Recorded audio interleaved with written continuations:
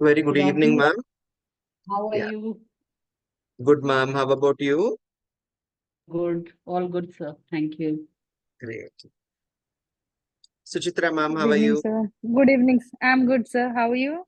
Good, ma'am. Good, good. So, shall we start? Yes, yes. Yeah. Uh, it would be rather very motivating if you people keep your videos turned on, as you know. That's the one concern that I always have. Yeah. Yeah. If I see you, I get a sort of, like confidence that you people are there. Yeah, so yesterday we have seen until this questioning part as a part of pedagogy. So today we are going to explore more. So some values are developed better through particular processes illustratively. So just I will maximize this, zoom this. Yeah. Regular dialogue and discussion with active listening as part of classroom culture and processes will help develop democratic values. For example, pluralism, equality, justice, fraternity, and appreciation of others' viewpoint. So, this is about how a teacher should moderate a discussion in the classroom. So a teacher can come up with regular dialogue between students and teacher and the student as well. Dialogue in the sense a conversation about any topic. She can ask the children to come up with their own interpretations about theoretical matters, right from grade 6. And curricular areas such as art education and physical education and well-being will help build individual virtues. Like yesterday, we have seen how democratic values can be developed among the students through games.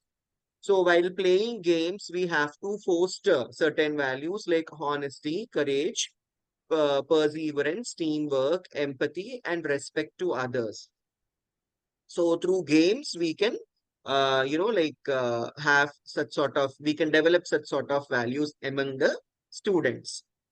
Curricular areas such as science and mathematics will help build epistemic values. For example, scientific temper, rigor, and reasoning. So these things were even discussed in the second chapter while we were Yes, discussing about the subjects, isn't it, Chitra ma'am? So yes, what are the sir. benefits of having different curricular subjects? And marking important days through community service as a part of school culture and practice will help build cultural values. For example, Nishkama Karma, Seva, Ahimsa, and Shanti. So important days in the sense like for Gandhi Jayanti, we can have a Swachhata drive. Like CBSE has come up with several such drives. On specific days, they are coming up with certain activities for the schools to perform, and we need to upload the photos, isn't it? Apart from Yes. CBSE, even schools can take up such sort of activities on their own deliberately, and they can promote, Nishkama Karma, Seva, Ahimsa, and Shanti activities. And respect for one's own and others' cultural traditions. Like they can, like we used to have college day wherein everyone used to come up in their own traditional wear. So that way, like we can organize an iftar party for all the Muslim students in the school for Eid. Okay, a langar for all the Sikh students, during Guru Purab. In this way, understanding others' cultures, respecting and showing respect and love towards their culture brings children together at a very tender age. And this idea of Vasudhaiva Kutumbakam is going to develop. Keeping the classroom and school premises clean and tidy reinforces the importance of Swachhata. This is very much known, and we are all practicing it. Practicing reducing, recycling, and other green practices in schools encourages harmony with the environment and sustainable lifestyles. So we can also take up one sustainable goal. There are sustainable goals, no sustainable development goals. So Mm. we can take up one 17 days. sustainable development goal. We can promote it in the school, have regular meetings and see the progress of what is happening in that particular activity. Regular practices at the school assembly will help promote pride in India's cultural unity and diversity. So all having something to respect soldiers, having something to respect Indian personalities. Okay, unique. and diverse traditions that India have got during the school assembly will, increase this, amount of respect that children have got towards the country. So these were about all the practices. Moving on to 3.3.3, key elements that enable effective pedagogy in classroom. So what are those elements that a teacher should consider before going into the classroom so that her methodology becomes more effective and there is an outcome from that as per the aims of school education? Ensuring respect and care. We have always discussed about this. It's the duty of the teacher to ensure that the child is respected. And she has to make sure that the other children are respecting her, and she has to give a motherly care. When we speak about care, we have to think about all three types of safeties: physical safety, emotional safety, and what is the other one, ma'am? Social. Yeah, social safety. Like, moving on to the next part, it is building positive teacher-student relationship. Always there should be a socio-emotional, connection between the teacher and the student. And for that, what is the teacher should do? Getting to know each student individually. Teacher should know every student individually. Okay, she or he has to listen to the students carefully, understand what are their, wants and needs, observing the students, their behavior, encouraging students to respond during discussions and conversations in the class, encouraging all the students to question during the class so that they can come up with their ideas, recognizing and responding to the emotions and moods of the students as per the need of the hour. Teacher needs to respond. It is not that always she curtail them from, showcasing their emotions. At times, she should allow them to vent off, responding gently for any sort of behavior of the child. Teacher needs to respond in a gentle and lovable manner so that children will develop a sort of connectivity towards the students. As we are speaking about the teacher-student relationship, here few lines, from Swami Shri Aurobindo is being given. Ways of Guru. Guru is nothing but the teacher over here. So this is a reference given. According to Sri Aurobindo, the three instruments of Guru are teaching, example, and influence. Teaching is the regular teaching. Example is setting an example. And the third one is influencing. If there is someone in this world who can influence a person easily, it is a teacher with his act, behavior, okay, and the nature to do what he preaches. So wise teachers do not seek to impose themselves on their opinions on the passive acceptance or receptive minds. They seek to awaken much more than to instruct, and they aim for the growth of faculties and experiences by a natural process and free expansion.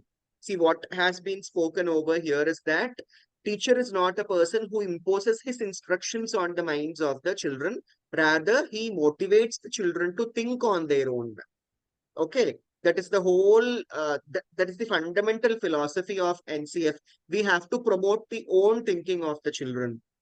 Okay. And they prescribe a method as an aid, as a utilizable device, and not as an imperative formula or a fixed routine. They will give suggestions. We have to give suggestions, but we shouldn't ask the child to follow only that. The child should be left free to follow any procedure to learn something.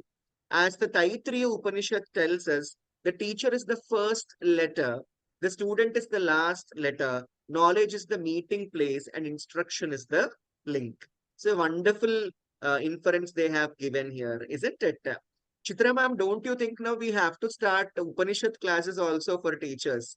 Several Yeah, Upanishads are being, being mentioned quoted, over here. Huh? right?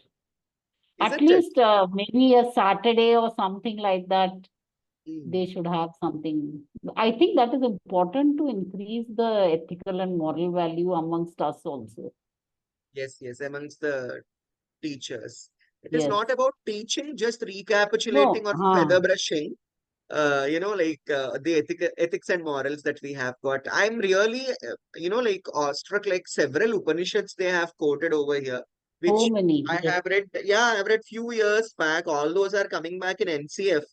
So we could, understand the intention of the people who have framed the whole NCF. any which ways. Let us see like this if we are going to have an Upanishad session further. Yeah. Once we finish NCF, we shall think of that. Providing scaffolding. Students can easily learn new knowledge when systematic support from other experienced students or adults is provided. Learning new knowledge should be a challenge, but the challenge should be within the reach of the students. Something that relates to their existing knowledge can be done with support of an experienced person. That is, the complete beauty is lying there, isn't it? The child is having the existing knowledge, provided with the experiences and the understandings of the people who already underwent that learning. What happens is it becomes, like support for the child. Even there, we should make sure that no one is pushing the child. Only speak about your experiences, leave the choice to the child. That's how it is. Scaffolding refers to providing support, structure, and guidance during instruction. It is only support, structure, and guidance. I don't know, like several times these words are being, emphasized. There is no point of teaching. It is only support, guidance, and instruction always. Scaffolding differs depending on the task, but occurs when the teacher carefully assigns student a learning task and provides support along the way until gradually fading as the student reaches expertise. So the whole thing is that till the student reaches the expertise, teacher is supposed to give all these types of support, like, guidance and, clearing the understanding wherever it is needed. One way of scaffolding is through a gradual release of responsibility, which is termed as GRR, where first teacher model or explain ideas or skills, after which students and teachers work together on the same ideas and skills where the teacher provides guided support. Finally, the students practice individually and independently. It is like someone who is working in the anatomy lab. The doctor first goes and he does the dissection, and afterwards he leaves the children to dissect the body. While the children are dissecting the body, the doctor will be providing all the sort of support, instructions wherever it is needed. And slowly they should reach to the phase of expertise in doing the dissection of the body. So very clearly they have given it here. Only support. First, give a model explanation, then give the responsibilities. While they are practicing, you have to support them through your instructions and see to it that they are becoming experts in it. The next one is using differentiated instruction. Teachers will need to plan classes in a way that engages students with varying interests and capabilities meaningfully and encourages better learning. That is the major intention of NCF as well. All the types of learners are to be addressed in a classroom. One way to think about this is differentiated instruction, that is tailoring the teaching process according to the individual needs of students. Content, methods of learning, material, and assessment may be different for different students. It is often difficult to do this for individual students, especially in a large class. In that case, the teacher could identify small groups of students who have similar needs and address them differently as a group. So recently we have had a training session, Finnish pedagogy, okay, wherein we have gone with this differentiated teaching. So identifying children of different multiple intelligence, forming them into groups, okay, and teacher will address these groups, instruct the subject matter to these groups individually. Select all the children who are kinesthetically intelligent, come up with kinesthetic pedagogy and instruct those children. And then the children who are visually intelligent, go to them and instruct them with visual aids. This is how. If needed, identify the common multiple intelligence factor of all the students, and that way also teacher can plan. However, for that, teacher student ratio should be very less. So this is to be left to the principals of the school. Before planning for this, it is important for the teacher to observe students carefully, analyze their work, and gather as much information as possible about them, about the students. Okay, whatever information we can get about the students, about their learning style, that is what the teacher has to gather over here. For example, the teacher could plan to use worksheets of varying levels. Always there are children who belong to lower level, upcoming level and advanced level. So they can plan worksheets of that nature. So they can, the children who are at lower level, they are not, like feeling difficult to solve the advanced worksheets. At the same time, children who are at advanced level, they are not feeling ridiculed because of the lower level questions. And uh, progress to more complex ones according to what different groups of students in the class are able to do. Like start with a lower level and then increase the level of the worksheets so that children will also have an feeling of fulfillment. They will also feel that they are progressing in the studies. Providing opportunities for independent and collaborative work. Classroom processes should provide opportunities for students to work individually and to work together. This is how a pedagogy should be selected. Teachers may ensure that students work in pairs, in small and large groups, as well as independently. Pairs, small groups, large groups, and independent also. So we can plan activities of 4 styles. Teachers must help students to listen, understand, appreciate, and reflect on their own thought process and others' experiences with empathy and critical understanding. So children should explore themselves first and then reflect upon others' feelings and the way they are working. Working with others often increases involvement in learning. Sharing one's own ideas and responding to others' reactions improves thinking, deepens understanding, and also leads to new insights and ideas. So an opportunity has to be given for the children as to observe others and reflect upon it. Okay, in carefully crafted collaborative learning situations, students require each other's contribution to successfully complete a learning task, because of which they need to learn to take on varied roles such as observer, mediator, score manager, note taker based on the objectives of the task. So if a group work is given, we have to select that children with different capabilities are there in a group so that they can understand what are their, the talents that they are blessed with. At the same time, they can also get to know their peer group and they can work as a group. This way, we can also instill interpersonal skills among the students. Using varied resources. Using the textbook meaningfully is important for learning. Once again, we have to recapitulate that textbook is not only the resource that has to be used. In addition, other resources and materials must be used to engage students beyond the textbooks. It can be a worksheet, a TLM, whatever it is. However, classroom processes should incorporate use of resources made by students, teachers, and the local community, as well as those available in the immediate environment. So, when coming to teaching and learning material, we can also motivate children to come up with the learning material. Okay. Digital resources must also be incorporated appropriately. Wherever needed, digital resources can be used. But for hands-on learning, TLMs are more better. Classroom display constitute an important part of the learning process, which does not have to be limited to finished products alone. They could also include aspects of work in progress, where possible classroom display should be dynamic, updated regularly, and aim to be aligned to the topics and questions students are engaging with. Permanent displays should be kept to a minimum. So classroom displays also should be student-centered. For example, if at all teacher wants to go with a word wall, rather than teacher preparing the complete word wall, she can ask the children, okay, to come up with the words that they are learning newly in every lesson, and come up with the word, its meaning, its usage, its parts of speech, and stick it onto the word wall. So this way, even displays in the classroom should be student-centric. Helping students develop appropriate work habits and responsibility. It is easily understood. Whatever work children are doing, they should do it in a responsible manner. So teachers should constantly guide student towards working with responsibility appropriately and develop good habits which are good for him and his immediate environment and not to get disturbed by anything. Giving prompt and meaningful feedback. Prompt and meaningful feedback in the sense, the feedback should be in a like a manner that it motivates the child for the next task that he has to accomplish.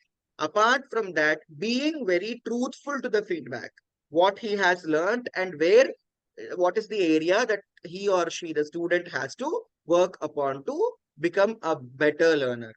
Providing feedback means giving students an explanation of what they are doing correctly and incorrectly with the focus on the feedback on what the student is doing right. Waiting too long to give feedback might make it difficult for the student to connect the feedback with the learning moment. It is vital that we take into consideration each individual when giving students feedback. Okay, so as we have already studied the students, what are their strengths and what are their weaknesses? So teacher should always keep these things in mind. Shouldn't focus much on weaknesses. Is the child, like brushing up his strengths? Okay, and slowly is he trying to come out of the weakness? That matters more. At the end of the day, we are teaching life, not just the content. Some students need to be nudged to achieve at a higher level, and others need to be handled gently so as not to discourage their learning and damage self-esteem. That's what we have just discussed. We should always increase the self-esteem of the children through feedback. Moving further, planning for teaching. Chitra ma'am, all yours. Now we want to listen you read it. Okay. Teaching is a deliberate act carried out with the intention of bringing about learning in students. This deliberate act needs to be well planned. Planning is central to good teaching. Planning includes construction and organization of classroom tasks as per competencies and learning. Outcomes to be achieved, pedagogy to be followed, resources to be used, and assessment to be carried out. Planning also includes support activities for students, home assignments, and displays in the class relevant to what is being taught. Good planning requires understanding of aims of education, curricular goals, competencies, and learning outcomes to be achieved, along with prior learning of the students for whom the plan is being made and available TLMs and content to be used.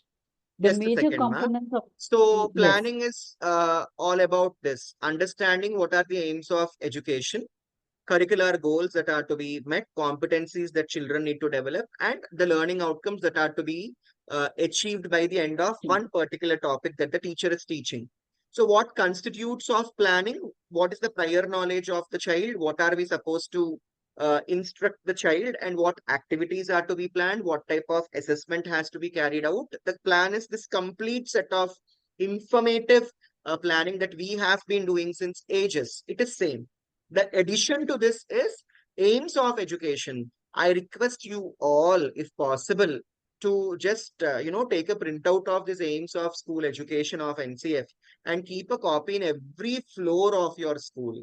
That might really motivate teachers, and teachers will have this in their mind throughout the period that they are in the school, that these are the aims towards which we need to work, and take a session for all the teachers about curricular goals, competencies, and learning outcomes as per their subjects. So these are the major aspects. If teachers work towards this and plan accordingly, then we are done. We are completely promoting NCF in our school. Continue, ma'am. the major components of a teaching plan are competencies, learning outcomes, and intended lesson objectives. B, teacher-directed, teacher-guided, and/or student-led activities to achieve objectives. C, prior understanding of the student on which choice of pedagogy is based. D, content and material to be used. E, duration and sequence of activities. F, classroom arrangements, example, seating, displays, arrangement of material. G, specific strategies for students who need extra help. H, methods of assessment. A wonderful lesson plan format that they have given us, isn't it? So every teacher Yes. who is doing lesson planning, the first and foremost component is that she should know the competencies of that particular stage. For example, a teacher is of preparatory stage, so she should know the competencies of her subject in preparatory stage, and learning outcomes of that particular chapter and objectives of teaching that particular lesson. So these three things she has to frame properly into her lesson plan. Then teacher directed, teacher guided, and or student led activities to achieve objectives. As per the lesson's objectives, she should decide whether the complete lesson should be a teacher directed lesson, or teacher guided instruction, or student led activities. What she has to plan among all these. And she should also have a prior understanding of the student on which choice of pedagogy is based. We just know we have discussed. Identify the multiple intelligence in students. come to a conclusion how many groups she can have. Content and material to be used. What content has to be used? Like since yesterday they are emphasizing upon textbook. Textbook is just a source, but if needed, teacher should go beyond the textbook. And what material she has to use. Like they have put it about research papers. And duration and sequence of activities. How much time, because we are all time bound. How much time has to be given? So activities are to be, made in a sequence, and duration also has to be mentioned in the plan for each activity.